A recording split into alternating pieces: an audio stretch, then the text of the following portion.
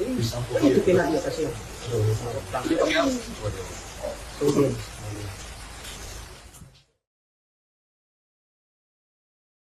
Sebanyak 20 narapidana dilaporkan kabur dari lapas kelas 2B Nabire, Papua Tengah pada Senin 2 Juni kemarin.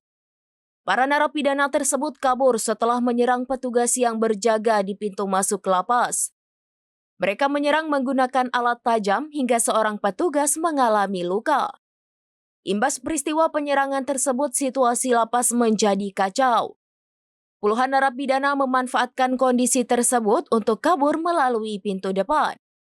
Berdasarkan informasi awal, 20 orang narapidana tersebut kabur sekitar pukul 11.20 waktu Indonesia bagian timur. Mengutip Tribun Papua.com pada Selasa 3 Juni 2025, pada Senin 2 Juni pukul 14.03 waktu Indonesia bagian timur, situasi di area lapas sudah berhasil dikendalikan oleh pihak keamanan. Puluhan personel polisi diturunkan untuk mengamankan area lapas Nabire. Belum diketahui jelas penyebab puluhan narapidana tersebut mengamuk dan kabur.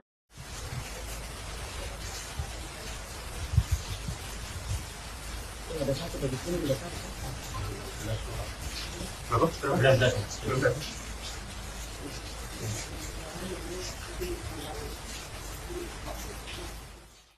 Download Tribun X sekarang, menghadirkan lokal menjadi Indonesia.